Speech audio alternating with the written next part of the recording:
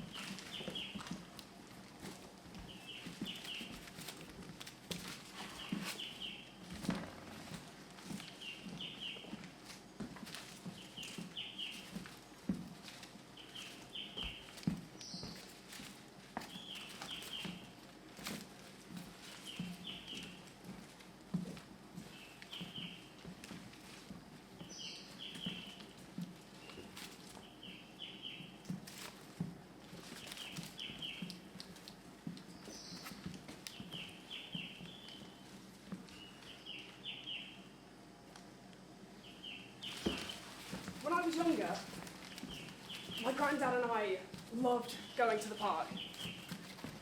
We would go together as often as we could, but he would go pretty much every day. And his favourite thing to do was to watch the birds as they stood in the trees. He would watch them fly from one branch to the next like clockwork. I think he admired the freedom they had. They could go wherever they wanted, whenever they wanted. But one day, we were sat on our usual bench, and we heard an unfamiliar tune nearby. We both looked towards where it was coming from, and we saw the most beautiful nightingale perched in its nest.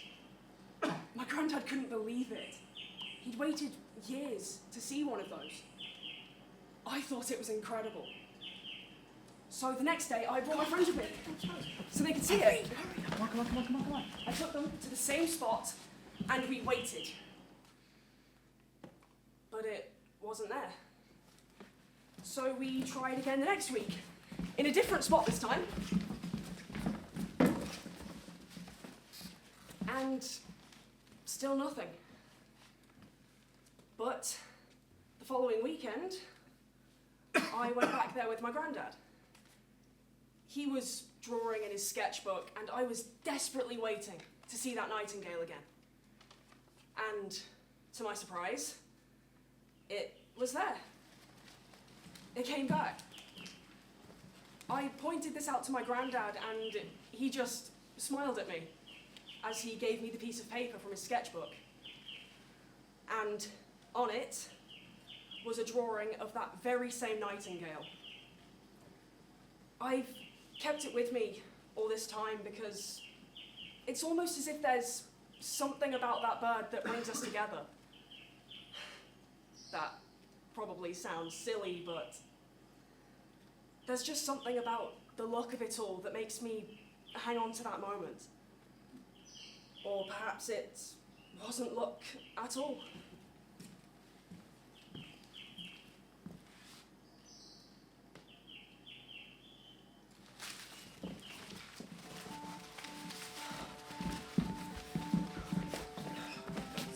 Sorry. Do you know where 225 is? Have you checked down the hole? What is it? Sorry, do you know where I found my grandma? Check the map in the lobby. Sorry. Sorry, I'm trying to find my aunt. Sorry, I'm really busy right now.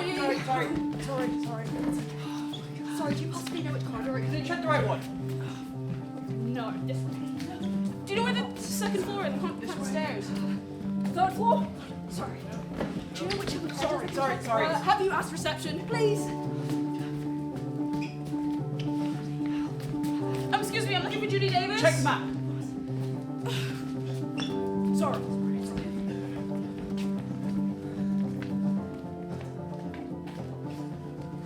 Sorry.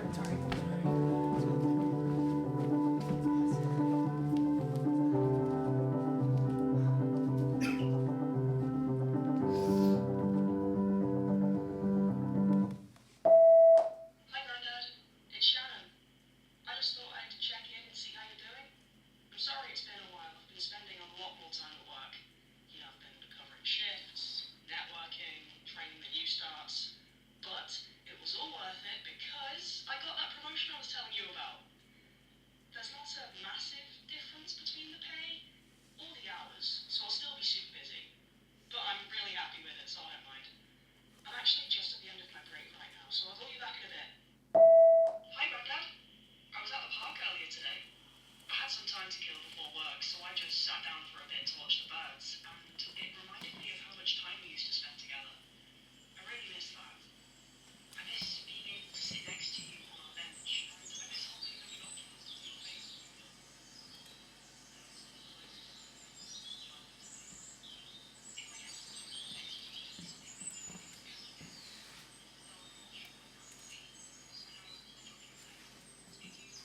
Hi, Grandad. I know I was supposed to come over today, but I got called into work last minute, so I can't anymore. I'm really sorry. As of right now, though, I don't have anything going on over the weekend, so if you want, I can come over then. I can't promise anything, but as soon as I get a day off, I'll come visit you and we can spend the whole day together. There's a new nature documentary that we can watch, but you probably already know about it. Anyway, I've got to go. See you soon. I love you.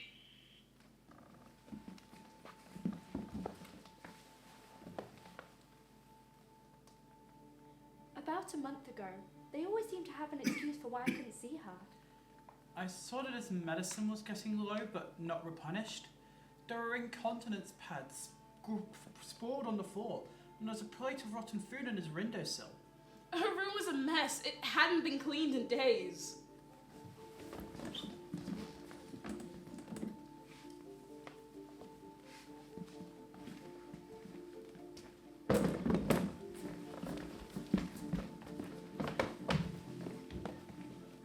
Not at first, but I started to get suspicious when her health seemed to be not as good as it used to be. I felt horrible. He was the light of the room before his dementia. Now look, he even smiles anymore. They're to blame for him losing more memories, I think. I spoke to staff and they dismissed me, so I wrote a formal complaint.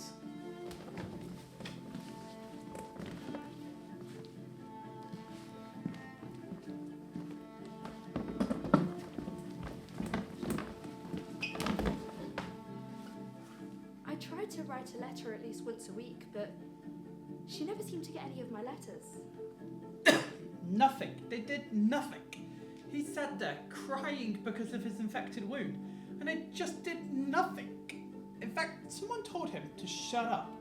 He was in an indescribable pain, and someone told him to shut up. They said they looked into it and they found nothing out of the ordinary.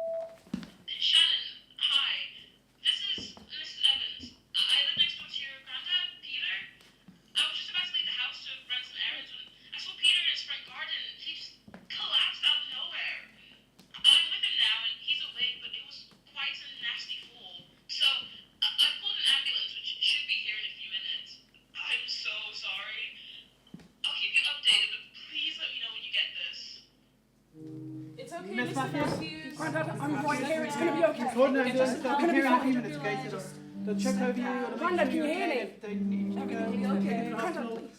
The doctor there will check you out, He okay? will be fine. So just breathe. Be careful. Steady. Breathe.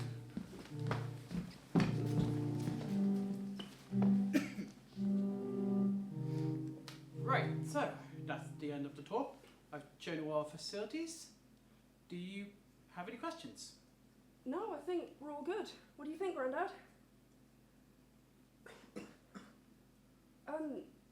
Actually, would you happen to have some sort of garden area? He really likes birds. Well, we do have some wildlife outside.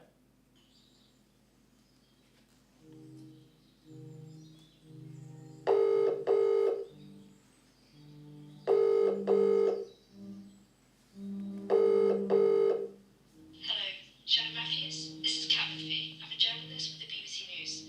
I'm currently part of an investigation in which we're interviewing relatives of people who've stayed in failing care homes.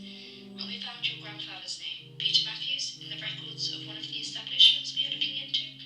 I was hoping you'd be interested in answering some questions about your grandfather's personal experiences in the UK care home system and how he found his residency and the treatment he received from the staff.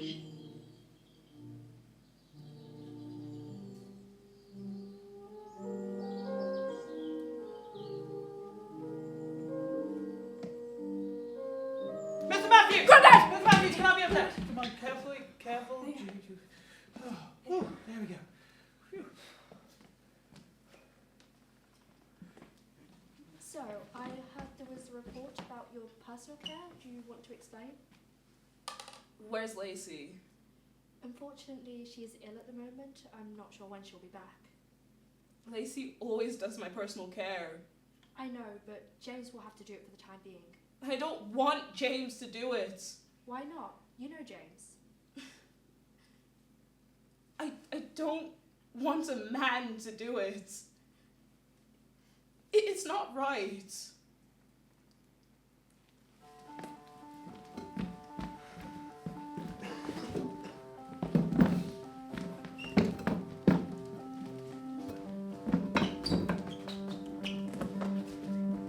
Sorry, I've got a meeting. Not right now.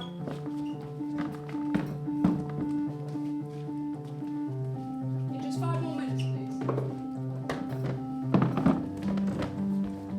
Sorry, I'm really busy right now.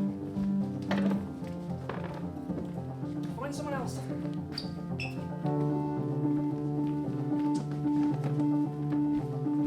Just a moment, please.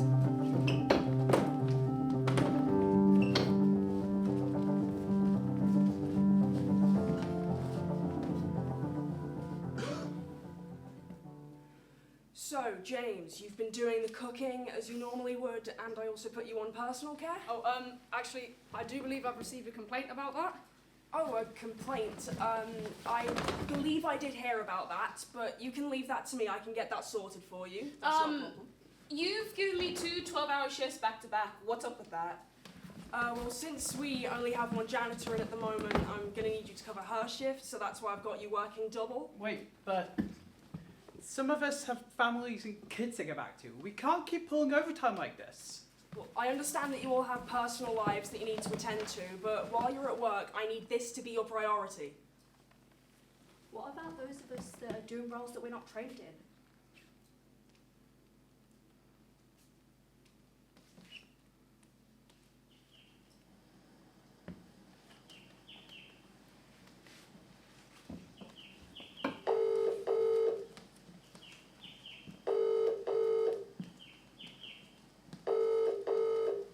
Is this Lucas Bennett? My name is Kat McPhee and I'm a journalist with the BBC News. We heard about what happened with your uncle and we were wondering if you'd be interested in talking to us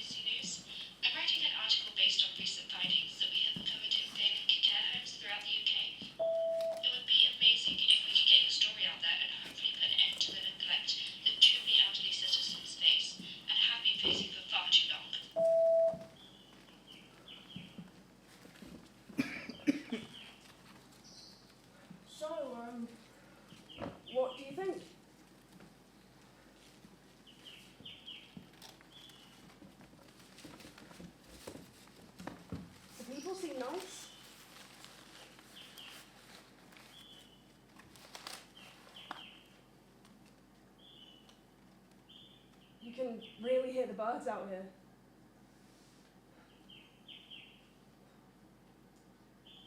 Look, Grandad, I know we've been avoiding the topic like crazy, but we have to acknowledge that I can't give you all the care that you need right now. Grandad, please say something. I don't want to go.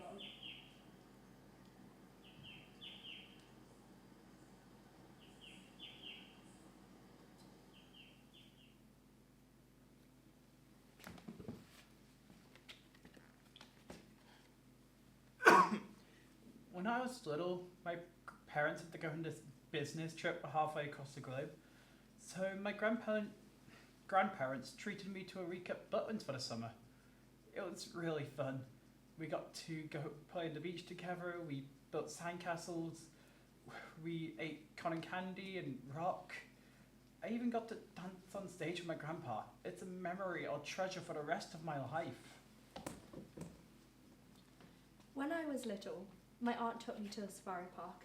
There was all sorts of animals.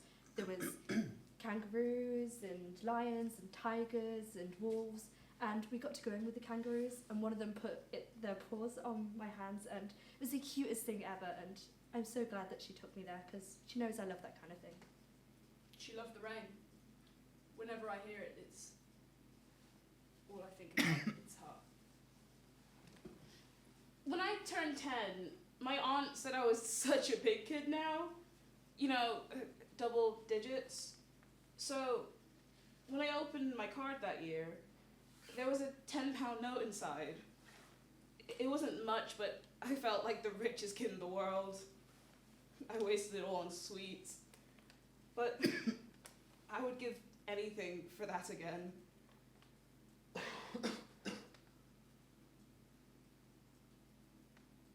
He said he didn't want to go.